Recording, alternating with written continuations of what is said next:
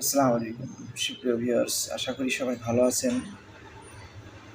পাসপোর্টের application form পূরণ নিয়ে নতুন কিছু আপডেট নিয়মকানুন আসছে, যেগুলো অনেকেরই জানা নেই। ফর্ম পূরণ করার পরে পাসপোর্ট অফিসে গিয়ে তখন আপনারা বিড়ম্বনায় পড়ছেন।